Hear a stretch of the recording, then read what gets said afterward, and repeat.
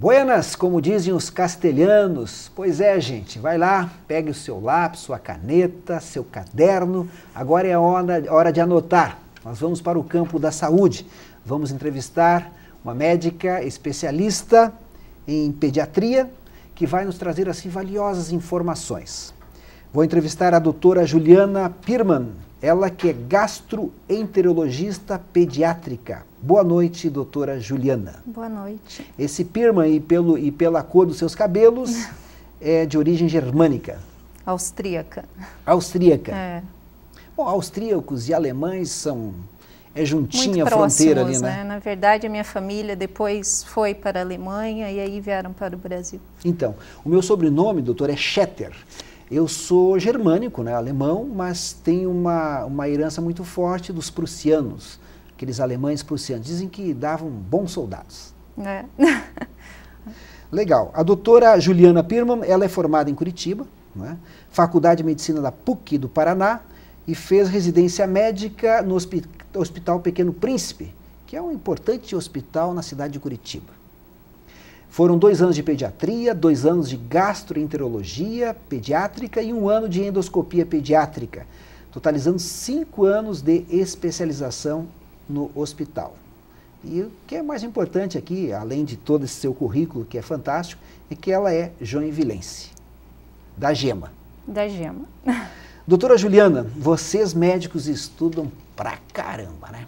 Bastante. E nem pode ser diferente, né? Não, mas vale a pena. Vale a pena. Faria tudo de novo. É apaixonada pela medicina. Eu sou, principalmente pelas minhas crianças. Gosta de ver as pessoas bem cuidadas.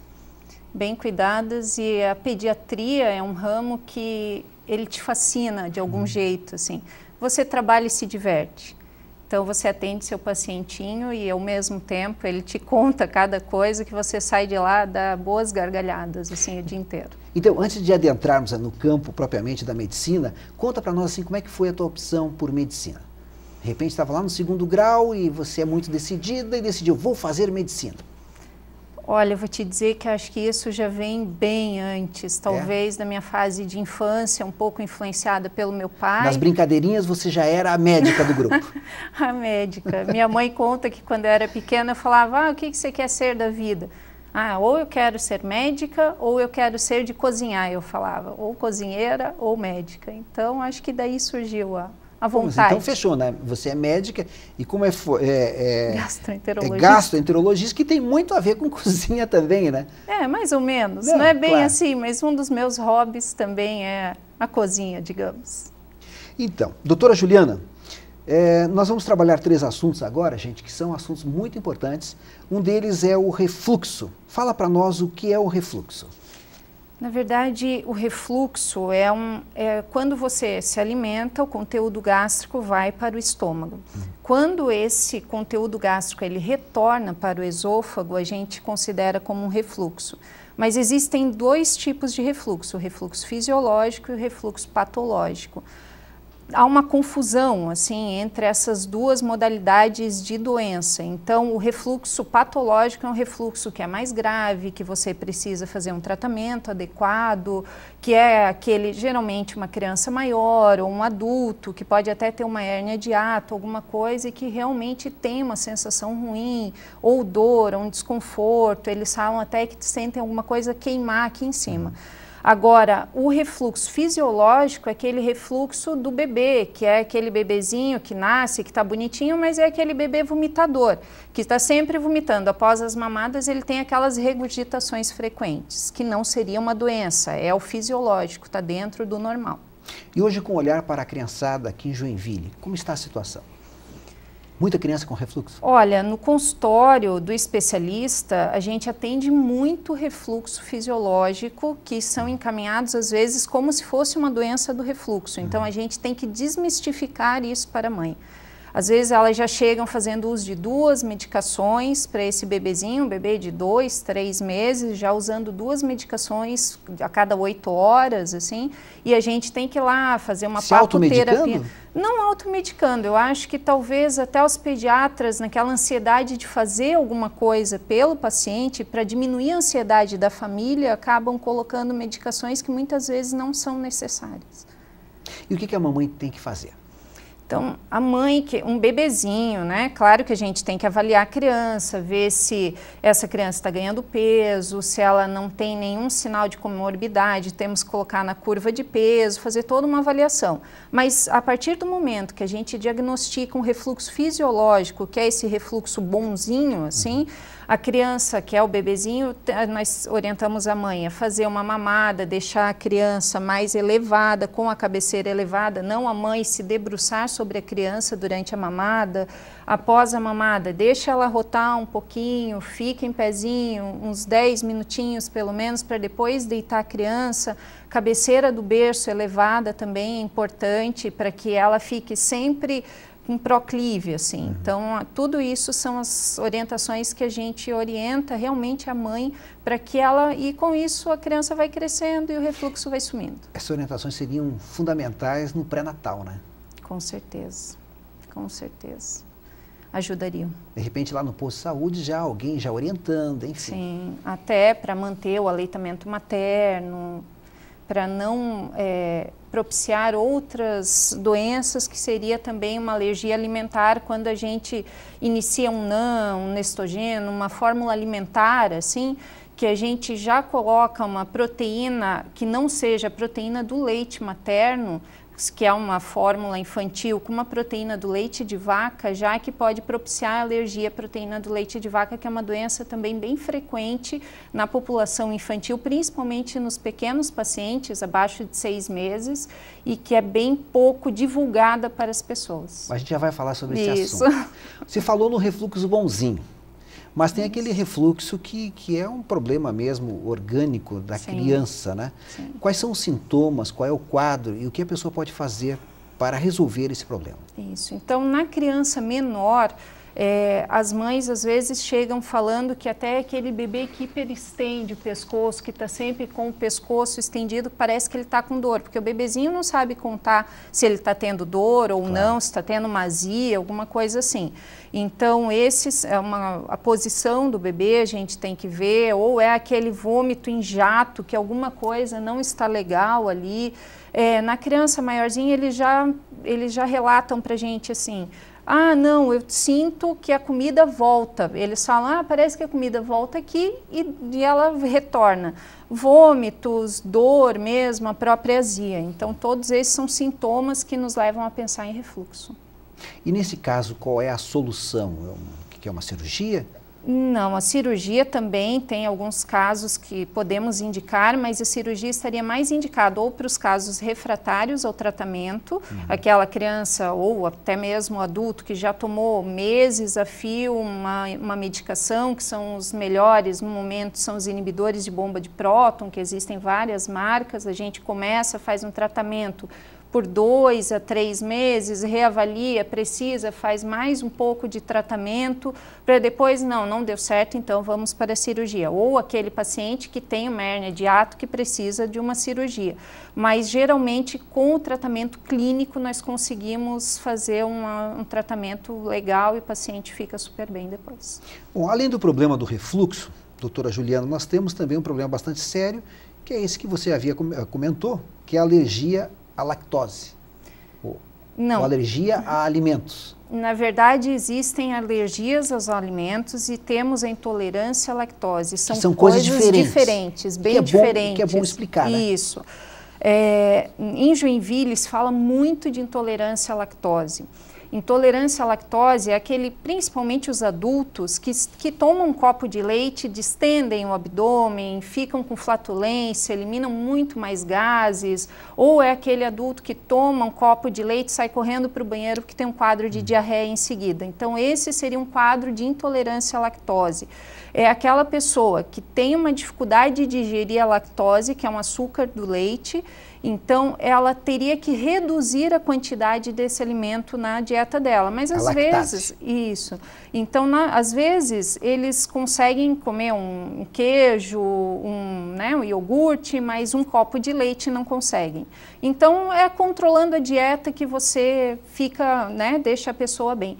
Agora, a alergia à proteína do leite de vaca é uma doença que até está sendo mais divulgada nos dias de hoje, que geralmente são nas crianças menores, esses bebezinhos que nos procuram por refluxo, muitas vezes eles chegam para a gente como refluxo, mas é uma alergia ao leite de vaca. Então é aquele bebê que chora, que a mãe chega, não é incomum a gente atender no consultório, uma mãe que chega, senta na cadeira e começa a chorar, doutora, eu não sei mais o que fazer com essa criança, doutora, porque é muito irritado. Para se amamentar, né? Exatamente.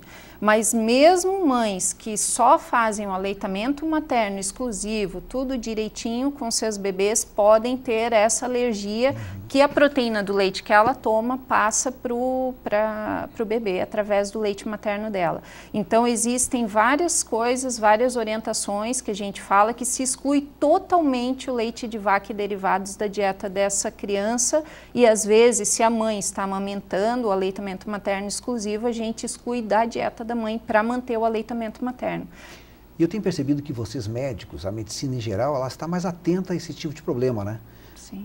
Eu sei que esse tipo de problema, ele já é muito antigo, tão antigo quanto a raça humana, mas parece que agora vocês estão mais atentos, não sei se tem aumentado o número ou porque a medicina hoje criou mecanismos assim e está mais perceptível ao problema. Talvez se estude mais nos dias de hoje, façam mais estudos controlados, que a gente fala que são estudos que a gente pode realmente confiar, né? Mas eu acho que também a divulgação, até nos meios de imprensa, ajudam com que as pessoas pensem em outras coisas. Claro. Uma mãe que, opa, o meu filho é aquele paciente que chora e é o menino que tem cólica sempre. Não é que tem cólica, alguma coisa tem por trás. Então, a dieta dele tem muito de leite. Tem muito de leite. E nesse caso, teria que cortar o leite? Corta totalmente o leite, mas não é totalmente o leite. Não só o leite, como até uma bolachinha água e sal tem traços de leite. Então, a gente faz uma orientação, assim, super... uma explicação muito adequada para a mãe, para que ela realmente faça, e as mães falam, doutora, isso virou um tormento na família, porque vão no supermercado, pegam o alimento, aí olham as embalagens, tem que ler o rótulo para ver se tem... É verdade que toda a família tem que participar, né? Toda a família. E aí, no final, dá tudo certo. E nisso reside também a importância dos alimentos terem um bom rótulo, trazendo informações precisas para que a pessoa, ao se alimentar, saiba o que de fato está comendo, né? Exatamente. O que é bom e o que não é bom para ela. Exatamente. Agora, isso tem até assustado, né? Porque, olha só, até então se tinha o leite como um alimento que você poderia fazer uso indiscriminadamente. Hoje a medicina está sinalizando de que você deve ter cautela e, dependendo da pessoa, não se ingerir o alimento leite. Exatamente. Tudo na medicina com o tempo muda, né? A gente fala que às vezes são as épocas. Uma época o vilão é o ovo, outra época o vilão é o trigo, outra época o leite, mas eu acho que o leite é uma coisa realmente muito importante, principalmente nas crianças. E o leite em si ou os ingredientes que se coloca dentro do leite? Na verdade, a proteína do leite. Então, existem algumas frações, caseína, caseinato, lactoalbumina, lactoglobulina, que são todos esses nomezinhos que a mãe vai ter que procurar no alimento e vai ter que ir lá olhar cada ingrediente que tem, opa, esse aqui tem um traço de leite, não pode, meu filho não pode ingerir. Então, a gente orienta que quem tem essa dieta, muitas vezes as crianças precisam até de uma fórmula infantil especial, que é uma fórmula de aminoácidos ou um hidrolisado proteico, que são fórmulas super caras. Uma latinha custa mais ou menos uns R$150 e dura 2 a 3 dias. Então, assim, no final de um mês, você vai ter um custo, né, de tratamento muito alto. Mas, graças a Deus, a Prefeitura de Joinville tem um programa que, quando a criança tem esse diagnóstico de alergia alimentar, não está em aleitamento materno e tem necessidade dessa fórmula infantil, a gente consegue que eles forneçam essa quantidade de latinhas para a mãe poder realmente fazer o tratamento da criança. E fico imaginando que tem muita criança aí com esses problemas, mas que ainda não tem identificado o problema, né? Muitas crianças. E vai sofrer bastante, vai tomar uma série de remédios. E às vezes chega lá no final, é aquela criança que foi irritado até 1 ano de idade, daqui a pouco ela adquire uma tolerância também. Existem 2 tipos de alergia alimentar, né? Uma alergia que é uma alergia mais boazinha, digamos, que não é aquela que tem reações imediatas, mas existe um outro tipo de alergia, que é a alergia mediada por IgE, que são aquelas reações imediatas. Muitas vezes a mãe chega no consultório falando que deu uma mamadeira e ficou com a boca vermelha da criança, porque já ou incha o olho, ou ela começa a fazer chio no peito, faz prurido, que é a coceira. Então, todas essas são reações imediatas que não é pouco frequente também. Vamos recapitular um pouquinho, doutora Juliana, quais são os sintomas de uma criança com alergia? O mais comum no bebê pequeno, então, é aquela criança que tem ou uma dificuldade para evacuar. Às vezes a mãe chega contando para a gente que tem fezes com estrias de sangue, é comum, ou é aquela criança, o bebezinho, que tem uma constipação, uma dificuldade para evacuar, fica 5, 6 dias sem evacuar e não tem outra causa, porque só mama no peito. É aquela criança muito irritada, irritabilidade é o principal sintoma da alergia alimentar. Bom, mas além dessa criança de colo, você encontra, pela tua experiência aí, crianças já com seus 10, 12, 13 anos sofrendo desse problema.